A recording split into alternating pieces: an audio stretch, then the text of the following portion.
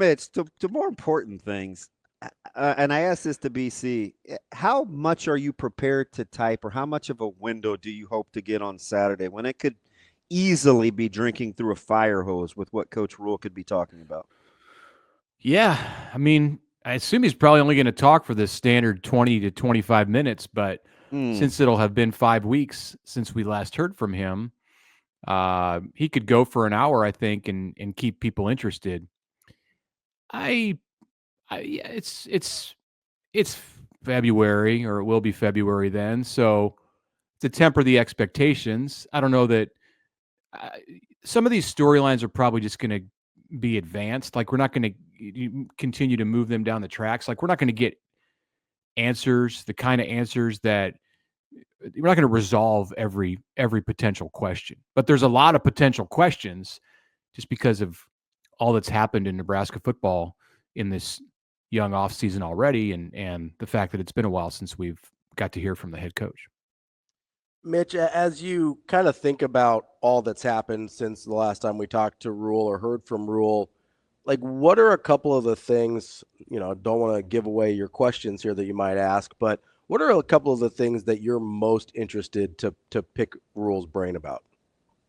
Yeah, so I wrote about this on The Athletic this week, like this exact topic, and let me think. I want to know the status of special teams, and more than just, hey, are you ready to announce a coordinator? I mean, he'll do that when he's ready, and because we haven't heard what he plans to do with the coaching spot there, then he probably doesn't quite yet have an answer, or at least an answer that he's ready to give to the public. I just want to know more about, like, how does he envision this overhaul of special teams that he talked about after the Pinstripe Bowl? Like, what's it gonna? Okay, so you got a punter, a long snapper, and a return specialist out of the portal. You're changing the way that it's going to be coached, or who's going to coach it. How is it going to change as far as just like the day to day with special teams, the way that it's handled in practice, before practice, in game planning? I'm curious about that. I'm curious about spring and what the format of the spring is going to look like this year, and what they're kicking around for an into the spring. Is it going to be a spring game? We'll see. The Rhule's thoughts on the future of spring football. That's all kind of in one, and then the roster. It'll continue to be a topic until August. It'll forever be a topic, but this year it's more dramatic, and there's going to be more upheaval than in a year in the future, because you're in the progress of trying to get from 150 players to 105. Don't you think, though, Mitch, you're only going to have to really parse through this one good hard time? Because this will be Yeah. the biggest the numbers are furthest from 105 going forward. Yeah, it's not going to be anything like this in 2026 and 2027. But I think you're still going to want to be in a spot every year early in the offseason where you have options. And there's still going to be players who leave in a normal year after the spring and into the summer. What you don't want to do is be right at 105, going into the spring, and when you count your freshmen who aren't yet there. You want to be over, because things happen, and I don't know yet exactly how injured players are going to factor. My expectation right now is you're just on the 105, whether you're injured or healthy or whatever. So that's maybe not as much of an issue as it could be, but you're going to have players unexpectedly leave, and when they realize that they're not in line for the kind of playing time they were hoping to be coming out of spring, or whatever spring is, whether it's just off-season practice or OTAs or something that you do in a different time of the off-season. So you're always going to have like some things to parse through, but I'm totally with you. It's not going to be anything like 2025. It wasn't that long ago. It was the first or second Saturday in October. We're just chewing the fat before a game, and Lincoln, and we're talking about, man, it'd be nice to get some real clarity on the 105, and they got to say some things in a hurry, and the longer they wait, the more condensed it's going to. Oh, yeah. And you were kind of joking at it. This might be a thing, though, because you were like, I mean, you're going to have to do some, or would you do some sort of taxi squad, or is it going to be hard lined, or what are you going to do with injuries? And you're just spitballing all these hypotheticals. And the interesting thing is, Mitch, how many times do you think it will change before it's something that they will actually hold schools accountable for? How many more times do you think they will tweak this number in some variation before they settle on it? Well, until you have an idea of what it's going to look like the first time around, it's hard to know how flawed it is, and then to be able to get a sense of how many times it's going to have to change to get it right. Just going off past history and the way that these things work, there's going to be problems. There's going to be unforeseen consequences, or maybe they're foreseen consequences, but the people who are making the rules aren't seeing them. So yeah, I would think that there'll be adjustments to how the 105 is managed and handled at the top level, like from the rule setting level, several times before they settle on something. And it may just continue to be an evolving process. Like there might be um, a, a whole cluster of changes up front after a couple of years or 1 year, and then some more tweaks in the second or third year, and then you kind of have to mess with it periodically because of the changing forces in college football. Like we don't know what the sport's going to look like 5 years, 10 years down the road, and I'm sure you're going to have to adjust the way that rosters are handled in the future because of things that happen with the game and the sport. Mitch, I found myself wondering a lot, and this is, I guess, sort of a procedural semantics question, but I find myself wondering how much of the ambiguity or sort of blind spots it seems like are going to be left here are a product of the powers that be not seeing potential pitfalls, or just saying, hey, let's roll this thing out and figure it out from there. Like, let's just start and then we can patch the potholes when they pop up. Well, it's hard to know what kind of stuff's going to happen. And this is not it's a hairy issue. It's not as complex probably as, say, NIL or revenue sharing or the transfer portal. And you see how much that stuff has had to change and continues to need adjustments. Like they had, nobody could have envisioned. Yeah, I think, you if you were to talk to like experts in this field when NIL first became a thing, I think they would have thrown all kinds of theories at you about the way it was going to go and what was going to happen, what it would look like 5 years down the road. And I'm sure on some things they hit the nail on the head and they were right, about soaring dollar figures, things like that. But there's just been so much. It's gone in so many different directions, and there have been loopholes that are found. And so that's going to happen, with every big issue in college sports. The roster limits are included in that conversation. They're part of it.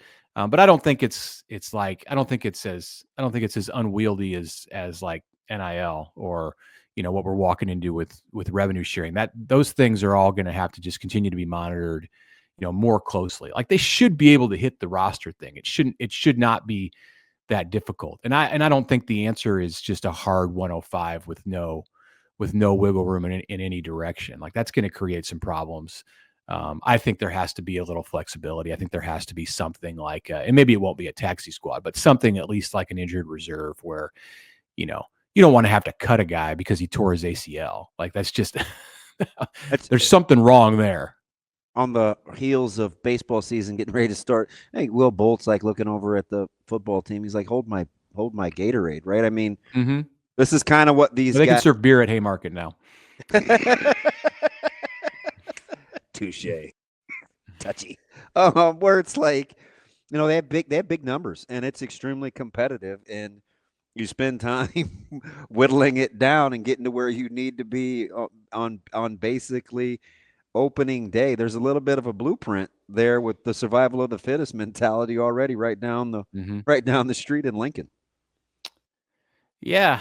I mean, it's college baseball, right? I mean, this is kind of how the sport is ran. Yeah. You were used to talking about this stuff in football terms, and in football terms, like, I think, I don't know. It's like 105 seems kind of like it's like a thing that's hard for a football team. And then I look at a college baseball team and I go, well, 34, I don't know. Like, I guess I'm not that. I'm. If I was in Will Bolt's shoes, it would be different. And I recognize like they can be at 40 this year. It's 34 next year. You know, they had to cut some players after the fall to get to even to get to 40. I don't know. I think you can play. I think you can play baseball with 34 players. You can certainly play baseball with 40 players on your team. It's again, much like with football, it's actually getting there and having to tell. It's not just about numbers, it's about people, and having to tell people and like shatter the dreams of people who you offered scholarships to or offered spots on the roster to, a year ago or 2 years ago, and say, okay, well, now the rules have changed and there's not room for you anymore. So those are really hard conversations. But once they get to that place, especially with the scholarship limit being taken away, they're no longer do you have to fit a roster within 11.7 scholarships. I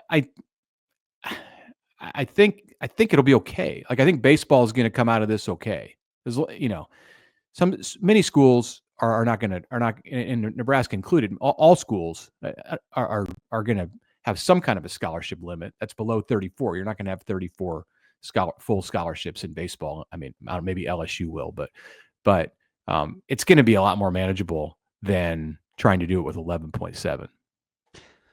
Mitch, I was going to say, I think you touched on something important there that we haven't really been saying out loud, but I think is more the issue that we're talking about with the 105 than maybe we're verbalizing. And it's really not about the mechanics of the roster. It's the thing we don't like is the human cost, right? We don't like the fact that be a kid that thought he was going to play for Nebraska that maybe has to go to an FCS school or someplace that isn't Nebraska, and we just don't like that. Like, is that okay just to say out loud and be like, hey, that's why we don't like this? And then next year we probably won't care because those conversations will have been done.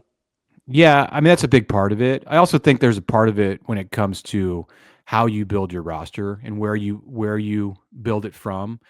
It undeniably is going to change the way, and has already changed the way, that Nebraska football is able to approach bringing in players from the state of Nebraska. And forever that has been the fabric, or a big piece of the fabric of the program. The foundation of the program has been finding players who grew up on Nebraska football and had this dream to do it and were motivated by that on a regular basis in their quest to become good high school players.